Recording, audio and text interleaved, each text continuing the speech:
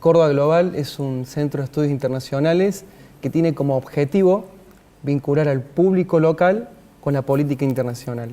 Y esto lo llevamos adelante básicamente con artículos de análisis y capacitaciones de formación profesional continua. Es decir, sobre determinados países o contextos internacionales. Efectivamente, sobre eso y además, como es nuestro certificado en análisis de políticas internacionales y comercio exterior, lo que buscamos es formar a profesionales que estén capacitados para analizar, entender y explicar este mundo tan complejo que tenemos y que por supuesto ayude a Córdoba y Argentina a insertarse en el mundo. Y pueden acceder personas de cualquier profesión, por ejemplo, si a mí me interesa especializarme sobre Oriente, Medio Oriente, tienen muchas capacitaciones al respecto. Totalmente, tenemos sobre Medio Oriente, China, Europa, América, África inclusive tenemos profes invitados, académicos, profes que han viajado por todo el mundo. La verdad que son capacitaciones muy completas y para todo el que esté interesado en temáticas internacionales, la verdad que le va a interesar. Además de formación en oratoria, liderazgo y comunicación política. Bueno, pero también han hecho una cobertura muy interesante porque además de que un miembro importante de ustedes está allá en el Mundial cubriéndolo, a través de las redes sociales los chicos de Córdoba Global, después van a explicar bien y dar las direcciones, han hecho como una especie de juego, de memes inteligentes también, donde proponen conocer más datos, es decir, trasladar la parte académica a la parte de las redes sociales, el entretiempo, obtener más información. Así que vamos a repasar algunos de los países clasificados para la segunda etapa de lo que es el Mundial de Rusia y empezamos con Rusia, que es el país sede y donde Gianni Micheli, el coordinador general de Córdoba Global, está allá y nos mandó un video especial. Bueno, hola a todos, ¿cómo están? Me encuentro acá en la Plaza Roja de Moscú y acá estoy para comentarles un par de particularidades de este país que es el anfitrión de la Copa del Mundo que se está celebrando en este momento y que va a enfrentar a España en los octavos de final. Bueno, comentarles un poco que Rusia es el país más extenso del mundo, tiene aproximadamente 17 millones de kilómetros cuadrados y es también uno de los países más fríos del mundo, llegándose a registrar en invierno temperaturas de hasta 73 grados bajo cero.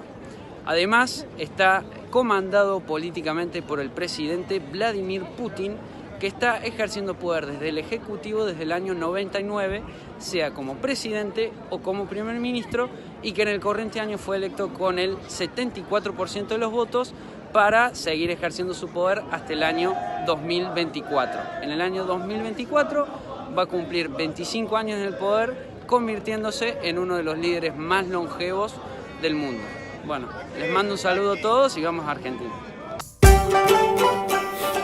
Vamos a Argentina bien desde Rusia y completando esta información sobre el país local. Ahora sí, vamos a ir a algunos países. Tenemos como primero Francia, este país complicado al que nos tenemos que enfrentar, donde ustedes van a hacer lo que hizo Gianni, pero contarlos acá. A ver, ¿qué datos tenemos de Francia? Bueno, casualmente en el Mundial nos encuentra como rival con Francia, pero además de eso tenemos mucha historia, cultura y relaciones políticas y comerciales muy profundas con Francia desde nuestros inicios, como fue el caso de Alberdi, que en 1837 propuso que el francés fuera el idioma oficial de la Argentina de ese entonces, porque él creía que el español todavía era parte de esa colonización impuesta que teníamos del reino español.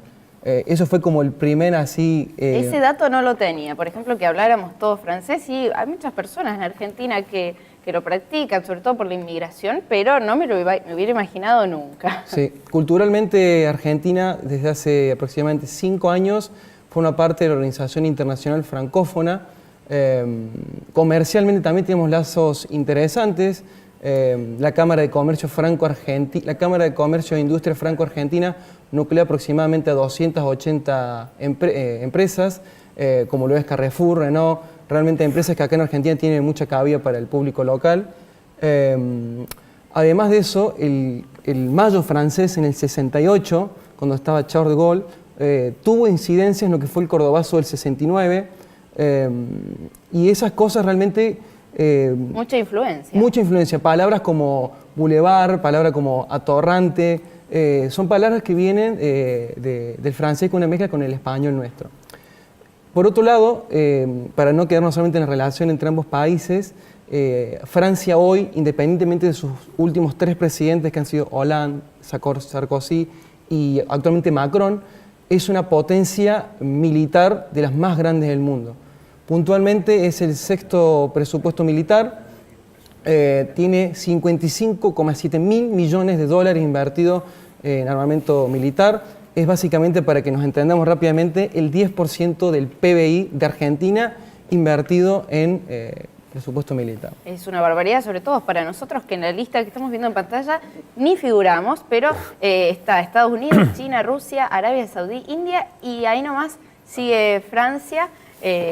También está como casi en el podio. Pero en Córdoba tenemos un ícono también francés que sale en la presentación del programa. Los toreros nos situamos justo al frente de ese lugar. La Rueda Eiffel es la Vuelta al Mundo de Córdoba. En realidad fue hecha en Tucumán en 1918 y comprado, no, un poquito antes en realidad, en el 18, en el periodo de la Primera Guerra Mundial, viene a la ciudad de Córdoba, donde está ahora en el Parque Sarmiento, y se reconstruye. Nunca se reconstruyó bien, por eso con el paso del tiempo se terminó de ser un uso de diversión y quedó como un gran adorno en la ciudad cordobesa. Claro, es la típica vuelta al mundo que vemos, que tiene un poco de inspiración, se puede asimilar al Ojo de Londres o a las grandes vueltas al mundo europeas, y lo tenemos acá en Córdoba al mismo autor de la Torre Eiffel. El país que sigue, un país con el que también tenemos relación, ¿no es así? Sí, ahora vamos a hablar más o menos de España, que es, bueno, no está tan bien militarmente hablando como está Francia, está 16º, si mal no recuerdo, pero tenemos más en común con España. Y el hincapié que yo quería hacer en esto de hablar sobre España está en su escudo. En el escudo En el escudo español. tiene España, que lo comparte también en su selección, tienen el escudo español, está en la bandera, cambió muchas veces, tuvo muchos cambios, pero siempre mantuvo 5 imágenes dentro de la misma imagen. Se pueden ver los reinos que formaban España. El reino de España, como se lo conoció durante mucho tiempo y colonizó América, ahí en pantalla se lo ve bien, está formado por 5 reinos, que actualmente ya no existen como eran tal. antaño. Está el reino de Castilla y León, que están representados por el Castillo y el León. Después Navarra, que fue un reino muy chiquito y no duró tanto como los otros dos, que son las cadenas de la parte inferior derecha. La flor de abajo es el reino de Granada, que era un reino moro. Fue reconquistada por los españoles durante la época de la Reconquista. Sí, tiene mucho Granada, Sí. todavía la influencia ha quedado en su arquitectura Claro. totalmente plasmada. Lo que es la cultura andaluza, como se dice, o lo que fue el al-andaluz en su época. En el medio, que todos lo ven y dicen, eso viene de los franceses, efectivamente representa la casa Borbón, que son los que actualmente son reyes de España. Y este último, que lo quise dejar porque es con lo que bajo a la actualidad, es el reino de Aragón. Es el último, abajo a la izquierda, que son las 4 franjas en amarillo y en rojo. Como la camiseta tradicionalmente española. Claro, y que es actualmente la bandera de Cataluña, o sea, con la que ellos se representan. También tiene, no es enteramente igual, tiene lo que es la región de Aragón. ¿Qué pasa? Barcelona, junto con lo que es Cataluña actualmente, era la sede del gobierno del Reino de Aragón.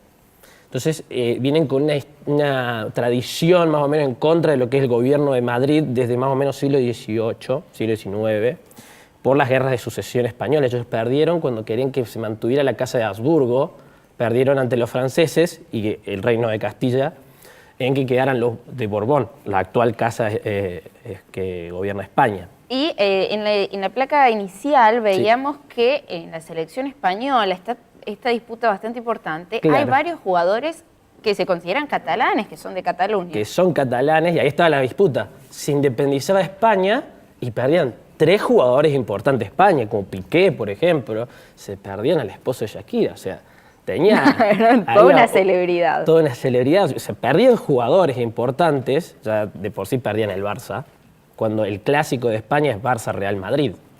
O sea, también hay se ve algo político de fondo, Barcelona contra el Real Madrid, que es el equipo de Madrid. Bueno, y seguimos a otro rival importante, que es Portugal, donde tenemos a Cristiano Ronaldo, que es como el competidor de Messi prácticamente. Por eso los argentinos han sido reticentes con los portugueses, pero también podemos encontrar una relación. Sí, es que no que, a ver, si hablamos de España, tenemos que hablar de Portugal. Porque están ahí, una época que fueron 18 años donde la península estuvo unificada bajo un solo rey, que fue Felipe II de España. O sea, un dato como para tener en cuenta, una vez la península estuvo unida.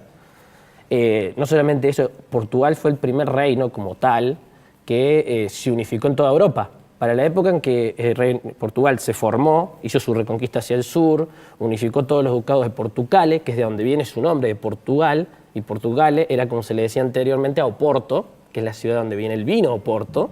Claro, la bebida. Exactamente. Se formó para el 1106, 1104 más o menos, y en ese entonces España todavía no existía, Inglaterra todavía no había conquistado Escocia, Irlanda no se había unificado, Francia todavía... O sea que fueron unos pioneros en ese tema y también pioneros, el último punto, es que se abastece prácticamente de energías renovables. Es el país que más se abastece en Europa de energías renovables. Un 70% más o menos de su matriz energética viene de energías renovables. Tiene mucha energía hídrica y eólica. Tiene muchos ríos. Rasgos para imitar. Y bueno, ahora cruzamos el charco y venimos a Uruguay, más cerquita nuestro. Que es el rival de Portugal. Él es el rival de Portugal. Así que, ¿qué podemos saber que no sepamos de Uruguay? De Uruguay, siendo un país productor de carne, que es casi nuestro vecino y hermano. Fue el primer país anfitrión de una Copa del Mundo. En 1930 ellos hicieron la primera Copa Mundial. Y la ganaron. La ganaron contra nosotros, ¿no? Y un detalle que es para tener en cuenta, el escudo de la Asociación de Fútbol Uruguayo tiene 4 estrellas. Las estrellas representan copas mundiales. Sin embargo, Uruguay ganó 2 copas mundiales. La cuestión va que antes de que la FIFA empezara a organizar las copas mundiales, organizaba, junto con el Comité de Juegos Olímpicos, los Olímpicos de fútbol. Uruguay ganó 2 veces la medalla de oro. Entonces la FIFA le reconoció esas medallas de oro como si fueran copas mundiales y le dio poder tener las 4 estrellas. Bueno, y también un dato importante, que fue precursor legalmente con la legalización del consumo de marihuana. Hoy leí una noticia donde incluso estaban habilitadas 2 empresas para fabricar yerba con marihuana, aquellas personas que la querían consumir con otra alternativa a las tradicionales. Sí, también es el segundo a nivel global, como un país que la legaliza y le da libertad de uso, como lo fue Holanda en su época y que todavía sigue siendo. Pero lo más relevante en el caso uruguayo es que es el primer país en el mundo en el que el Estado toma responsabilidad en lo que es la producción y distribución. Ellos distribuyen. El Estado se hace cargo de eso porque también, Mujica lo dijo, hemos visto muchos intentos de parar lo que es el consumo de droga o estupefacientes en general, vamos a probar de otra forma. Esa otra forma fue que el Estado se metiera en el negocio y lo regulara. Así en realidad no se generaban la situación que genera que el productor de la marihuana en lo social. Que el narcotráfico. El narcotráfico, la producción del mismo, hace que el que esté trabajando la tierra esté en negro, obviamente, porque no puede estar en blanco. Entonces genera mucho más que el hecho de que consuma drogas, se destruya a sí mismo. Es algo más amplio, más grande, que es lo que querían ver también los uruguayos con esto de legalizarla. Bueno, bárbaro. Y tenemos que hablar de alguien con el cual compartimos grupo y clasificación, que es Croacia. Sí. Brevemente, ¿qué no sabemos de Croacia? Muchas cosas. Bueno, Croacia, además de haber quedado cabeza del grupo donde está Argentina, Croacia en la historia actual, para ir rápidamente, formaba parte de lo que era la Confederación Yugoslavia. En el 91 comienza a disolverse Yugoslavia y fue principalmente por el empuje que puso Croacia para ser un país independiente. Yugoslavia, para que la gente entienda, está formado por 6 países de ascendencia eslava, como lo es Eslovenia, Croacia, Bosnia-Herzegovina, Serbia, Montenegro y Macedonia. En este contexto de disolución del Estado yugoslavo, se produjeron las limpiezas étnicas. La limpieza étnica es un eufemismo para decir muchos civiles que murieron inocentemente en esa guerra. En este contexto nos sitúa Luka Modric, que es el jugador de fútbol, que es el 10 de Croacia, que fue el que nos hizo el segundo gol, que vivió con 5 o 6 años esa guerra. Su abuelo muere en esa guerra, él escapa de la ciudad donde vivía a otra ciudad, en donde los campos de refugiados eran hoteles, que era lo que se pudo improvisar en ese momento de la guerra. Y uno de los que trabajaba en la administración del hotel vio la calidad de Modric de chico y lo llevó a jugar al club local. De ahí empezó a subir hasta llegar a lo que hoy es el Real Madrid, básicamente. O sea que pudo superar esa infancia difícil por la guerra. Y bueno, pero también Croacia, además de jugadores, de una organización económica, tiene hermosos paisajes. Sí, la ciudad de Dubrovnik es un paisaje excepcional, se le conoce como la perla del Adriático, tiene historia, tiene riqueza cultural, es una ciudad que sí o sí la gente que tiene que ir a Croacia tiene que conocer, porque como pueden apreciar en la foto tiene playa, tiene esas murallas que son del siglo XII, porque era una ciudad como Venecia, digamos, comercialmente hablando. Y con el paso de los tiempos siguió siendo una ciudad muy importante hasta el día de hoy, que para llegar a ella hay que cruzar por Bosnia, porque Bosnia tiene una pequeña salida al mar que se le dio Croacia, básicamente. Entonces, para llegar a Dubrovnik, que es una ciudad portuaria, tenés que llegar por mar o por tierra desde Bosnia. Bueno, está bárbaro para los que no se han quedado con rivalidades, ir ahorrando los pasajes, viendo y conociendo, porque yo digo que el Mundial, además de ver fútbol, de emocionarnos, de juntarnos, de comer una picada, también sirve para aprender, y esta oportunidad ha sido excelente. Los chicos la refuerzan todo el tiempo a través de las redes sociales, están ahí con los datos internacionales para que no te pierdas de vista cada detalle, y también con memes que, además de ser graciosos, hay que pensar, que bueno, eso es algo que ustedes hacen, así que felicitaciones. Y los buscan como Córdoba Global. Como Córdoba Global, tanto en Facebook, como en Instagram, como en Twitter, en YouTube, en LinkedIn, donde quieran nos van a encontrar en contenido actualizado, tanto para divertirse un rato como para aprender.